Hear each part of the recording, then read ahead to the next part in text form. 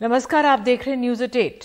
मध्य प्रदेश के सिद्धि जिले से एक आदिवासी युवक पर पेशाब करने का मामला सामने आया है। इस बेहद शर्मनाक मामले का आरोपी प्रवेश शुक्ला सिद्धि से बीजेपी के विधायक केदारनाथ शुक्ला का विधायक प्रतिनिधि है। अब इस मामले में मुकदमा दर्ज हो गया है। आरोपी के खिलाफ एनएसए के तहत कार्रवाई की जा रही है।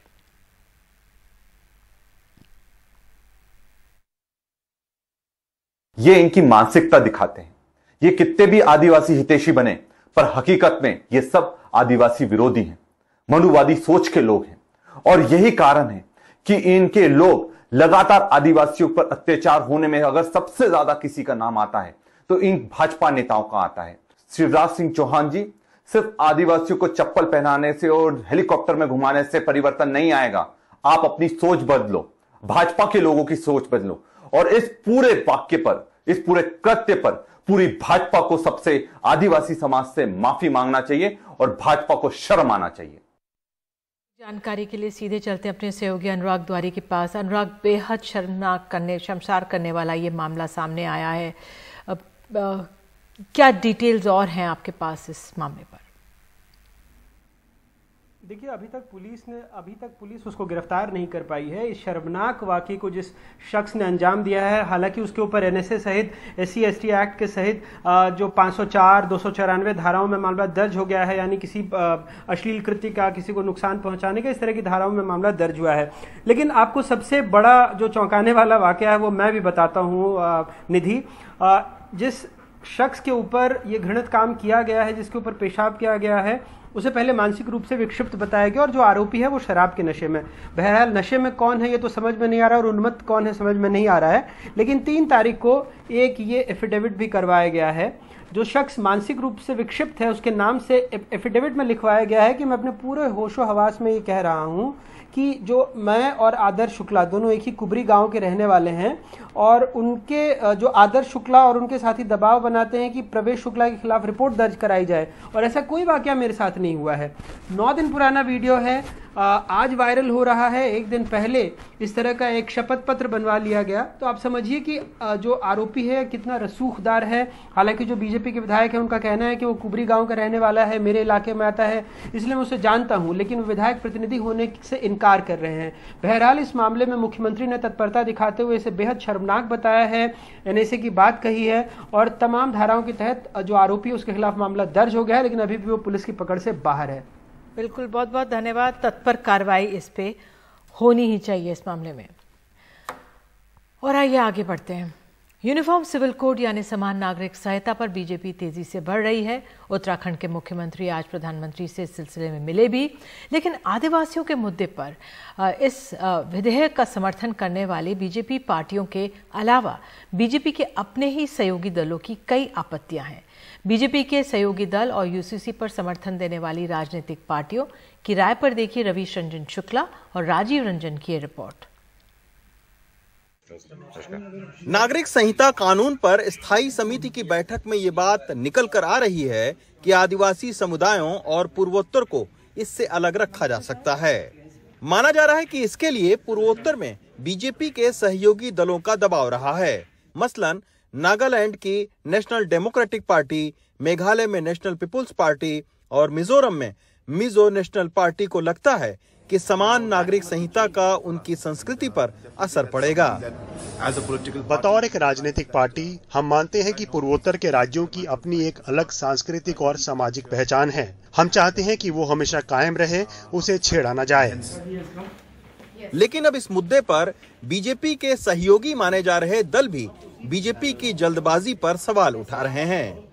आदिवासी समाज की बात नहीं है, सारे धर्मों में इतनी ज्यादा चीजें अभी बाकी हैं जिनमें बहुत डिटेल में वर्किंग करने की जरूरत है और सरकार को सहमति बनाने की जरूरत है। यूसीसी का कोई ड्राफ्ट नहीं, वो सिर्फ एक काली लिफाफा है। इस लिफाफा में लिखा है यूसीसी, अंदर देखो कुछ नहीं है, ये ड्राफ्ट नहीं है, कोई बिल नहीं है, सरकार कोई भी चीज सर्कुलेट नहीं करती।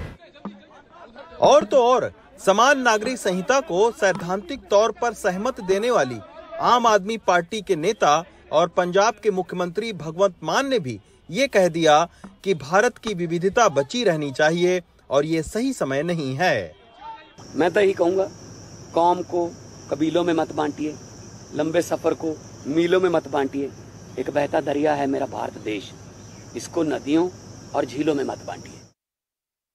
सोमवार को ही उत्तराखंड के मुख्यमंत्री इस मुद्दे पर प्रधानमंत्री से मिले। वहां समान नागरिक संहिता लागू करने की तैयारी जारी है। बहुत लोगों के विचार लिए हैं, 2,35,000 से भी ज़्यादा लोगों के विचार लिए हैं और अनेकों संगठनों से भी बात की है, धार्मिक संगठनों से भी बात की है। उनके विचार के बाद उन्होंने संकलन कर रहे हैं और वो संकलन उन्होंने पूरा किया है। वो पूरा करने के बाद ड्राफ्ट बनाएंगे। समान नागरिक संहिता पर अब तक 19 लाख सुझाव आ चुके हैं। 13 जुलाई तक सुझाव आने हैं। ऐसे में लगता नहीं है कि मानसून सत्र में सरकार बिल ला पाएगी। सूत्र बता रहे हैं कि इसे शीत सत्र तक लाया जा सकता है। और संविधान और कानून के जानकार फैजान मुस्तफा ने भी आदिवासियों को यूसीसी के दायरे में लाने का पेचीदा मसला समझाया।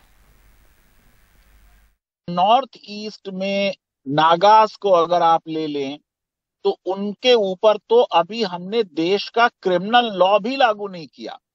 यानी संविधान ने जो कस्टमरी उनकी प्रैक्टिसेस हैं वो सिविल लॉ छोड़ दीजिए, क्रिमिनल लॉ तक में हमने लागू नहीं किया है जब तक उनकी असेंबली उसको अप्रूव ना करे। तो मैं समझता हूं कि पहले आज जब कदम यूनिफॉर्म सिविल कोड की तरफ बढ़ाया जाए तो उसमें ट्राइबल्स के ऊपर वो कोड ना लगाई जाए।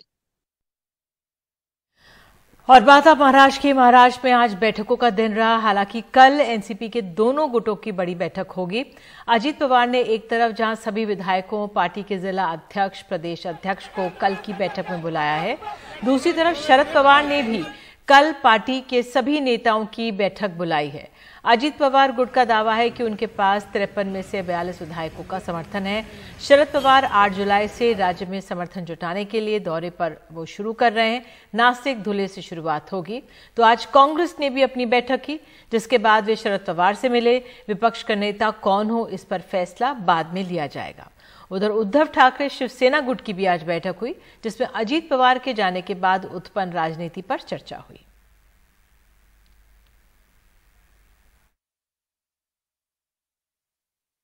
We are going and want to do it, in a nice manner and take everybody along in our party. Unfortunately, there seems to be, for some time at least, some different views, and we hope that everybody sees the larger picture and accepts this decision. Otherwise, if you look at the majority of the rank and file of the party or the elected representatives of the party, overwhelmingly they are supporting this decision. देखिए, आज meeting हमारी जो है उद्धव ठाकरे साहब की leadership में meeting हो गई, पार्टी चीफ। इसमें हम सभी शिवसेना के नेता थे, हमारे विधायक थे, हमारे एमपीज थे, और जो महाराष्ट्र में और पूरे देश में जो उथल पुथल चल रही है, उसको तोड़ो, उसको फोड़ो, उसको खरीद लो, ये जो राजनीति बीजेपी की चल रही है उसके ऊपर चर्चा हुई। चाहे कांग्रेस हो, चाहे एनसीपी, चाहे शिवसेना, हर संकट में, हर संकट के घड़ी में ये तीनों पार्टी महाविकास आघाड़ी के बैनर में एक साथ है। और अब पंजाब से खबर आ रही है। अमृतसर के स्वर्ण मंदिर में रोटी घोटाला मामले से जुड़ी हुई शिरोमणि गुरुद्वारा प्रबंधक कमेटी एसजीपीसी के अध्यक्ष हरजिंदर सिंह धामी ने 51 कर्मचारियों को निलंबित किया है। एसजीपीसी ने मामले की जांच के बाद ये फैसला लिया है। आइए सीधे चलते अपने सहयोगी शरद शर्मा के पास और जानते हैं ये पूरा मामला है क्या। शरद, ये क्या है, इसमें क्या हुआ इस मामले में? देखिए, मामला ये हुआ था कि अप्रैल 2019 से लेकर दिसंबर 2022 तक का ये टेन्योर है। स्वर्ण मंदिर में, जैसे हम जानते हैं, हरमंदिर साहिब के तौर पर उसको जानते हैं हम, जो सूखी और जूठी रोटी होती हैं, जो लंगर के दौरान, लंगर के बाद बच जाती हैं, और अन्य सामग्री, इसको पहले स्टोर किया जाता है और बाद में इसकी नीलामी की जाती है, और ऐसे करके जो है इसको निकाला जाता है। तो ये इसमें आरोप लगे कि एसजीपीसी ने ही का जो फ्लाइंग स्क्वाड था उसने ये पाया कि जो इसके लिए टेंडर निकाला जाता है उसके लिए जो नियम और शर्तें थी उसमें छेड़छाड़ की गई, सांठगांठ की गई, जिसकी वजह से इसमें गड़बड़ी हुई, घोटाला हुआ। तो इसके लिए जांच बैठाई गई थी। तो उसी जांच में ये पाया गया कि जो स्टोर कीपर हैं, मैनेजर हैं, सुपरवाइजर हैं और जो गुरुद्वारा के इंस्पेक्टर हैं, उनको दोषी पाया गया है इसमें कि उनकी मिली भगत के जरिए ही ये सब गड़बड़ी हुई है कि टेंडर के नियमों में बदलाव किया गया। हालांकि अभी रकम नहीं बताई गई है, लेकिन पाया गया कि 51 लोग दोषी हैं और उनको तुरंत प्रभाव से निलंबित कर दिया गया है। इससे पहले जब फ्लाइंग स्क्वाड ने मामला पकड़ा था तो निकल के आया था कि 62 लाख रुपए की का जो है ठगी की गई है इसके अंदर, यानी नुकसान किया गया है। फिर मामला 1 करोड़ रुपए तक पहुंच गया था, लेकिन इसमें पैसा इंपॉर्टेंट नहीं है, इंपॉर्टेंट है वो आस्था। लोग जो हैं स्वर्ण मंदिर या हरमंदिर साहिब में लंगर चखते हैं तो उसको खाने के तौर पर नहीं, ज्यादातर लोग उसको प्रसाद के तौर पर ही मानते हैं। बहुत आस्था सिख समाज की और दुनिया भर के लोगों की जुड़ी हुई है। तो वहां ये मामला एसजीपीसी ने पकड़ा, जिसमें अब कार्रवाई की गई है। 51 कर्मचारी जो हैं वो निलंबित कर दिए गए हैं। बहुत बहुत धन्यवाद शरद। समय रहते इस घोटाले को पकड़ लिया गया, पर्दाफाश हुआ है, कार्रवाई हो रही है। बहुत बहुत धन्यवाद। आज शंघाई सहयोग संगठन के नेताओं की शिखर बैठक हुई, जिसकी मेजबानी करते हुए प्रधानमंत्री मोदी ने सीमा पार आतंकवाद को लेकर इशारों में पाकिस्तान पर हमला बोला। प्रधानमंत्री मोदी ने कहा कि आतंकवाद क्षेत्रीय शांति और स्थिरता पर खतरा है। उन्होंने कहा कि कुछ देश सीमा पार आतंकवाद को बढ़ावा दे रहे हैं, ऐसे देशों की निंदा होनी चाहिए। प्रधानमंत्री मोदी ने कहा कि किसी भी रूप में आतंकवाद को बर्दाश्त नहीं किया जाना चाहिए। कुछ देश क्रॉस बॉर्डर टेररिज्म को अपनी नीतियों के इंस्ट्रूमेंट के रूप में इस्तेमाल करते हैं, आतंकवादियों को पनाह देते हैं। एससीओ को ऐसे देशों की आलोचना में कोई संकोच नहीं करना चाहिए। ऐसे गंभीर विषय पर दोहरे मापदंड के लिए कोई स्थान नहीं होना चाहिए। टेरर फाइनेंसिंग से निपटने के लिए हमें भी आपसी सहयोग बढ़ाना चाहिए। मणिपुर में हिंसा को लेकर केंद्र बैक चैनल्स के जरिए अलग अलग समुदायों से बातचीत कर रहा है और इसका असर यह है कि पूर्वोत्तर को ज्यादातर राज्यों से जोड़ने वाला नेशनल हाईवे 2 जो है वो खुल गया है। अब उम्मीद यही की जा रही है कि हिंसा के स्तर में कमी आएगी। मणिपुर में ये तस्वीरें आम हो गई हैं। हालांकि केंद्र सरकार का ये दावा है कि पिछले कुछ दिनों में हिंसा घटी है। दरअसल केंद्र सरकार अब बैक चैनल्स के जरिए दोनों समुदायों के साथ बात कर रही है और मानती है कि इसका असर जमीन पर दिख भी रहा है। नेशनल हाईवे 2 खुलने से उम्मीद बनी है कि आने वाले दिनों में हालात सुधरेंगे। एनडीटीवी इंडिया को पता चला है कि असम राइफल्स ने जो रिपोर्ट केंद्रीय गृह मंत्रालय को भेजी है, उसके मुताबिक सू रिलेटेड एक्सरसाइज लगभग खत्म हो गई है और हथियार और काडर दोनों की गिनती हो चुकी है। जानकारी के मुताबिक संवेदनशील इलाकों को चिन्हित कर वहां बफर जोन बनाया गया है ताकि दोनों समुदाय फिलहाल एक दूसरे से अलग रहें और अब इन इलाकों में एक तरह की फोर्स ही डिप्लॉय की जा रही है और साथ में फोर्स को रोटेट भी किया जा रहा है ताकि बेहतर समन्वय बन सके। हमने ये तय किया है कि मणिपुर में जितने भी बंकर हैं उन्हें खत्म किया जाएगा। साथ ही संवेदनशील इलाकों में स्टेट फोर्स और पैरामिलिट्री फोर्स की तैनाती की जाएगी।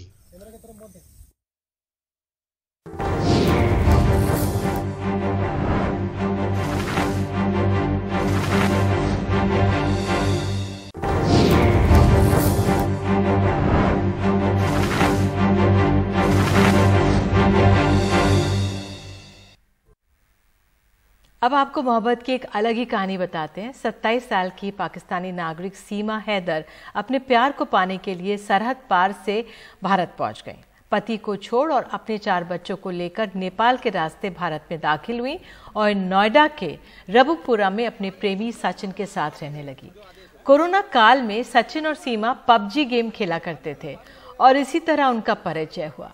सीमा के इस कदम से भारतीय सुरक्षा तंत्र की लापरवाही सामने आई है। फिलहाल सीमा और सचिन को गिरफ्तार किया है। आइए सुनते हैं सीमा का कहना क्या है। परिवार को बता के आए थे पाकिस्तान में? नहीं। तो वहाँ से यहाँ आने का मन क्यों किया आपका? बाहर निकाले थे। इनके साथ रहना चाहती हूँ। मैं सचिन से शादी करना चाहती हूँ, मुझे यहाँ रहना है, मुझे वापस नहीं जाना। मैं इनसे बहुत प्यार करती हूँ, मैं इनके लिए सब कुछ छोड़ आई हूँ, मुझे वापस नहीं जाना चाहेंगी आप? बिल्कुल भी नहीं। पबजी के थ्रू ये संपर्क में आई थी। मूल रूप से सिंध की रहने वाली है, इस समय कराची में रह रही थी। कराची से यूट्यूब की कुछ वीडियोस देख के कि यहाँ पे कैसे शिफ्ट किया जाए वो उसने देखी और वहाँ पे एक ट्रैवल एजेंट के माध्यम से इसने नेपाल का टिकट कराया और नेपाल से वाया बस ये यहाँ पे आई है सचिन से मिलने। इसका हस्बैंड इस समय सऊदी में है जैसे कि इसने बताया और वहीं पर काम करता है। और इस खबर के साथ फिलहाल अभी के लिए इतना ही, लेकिन खबरों का सिलसिला NDTV इंडिया पर जारी रहेगा।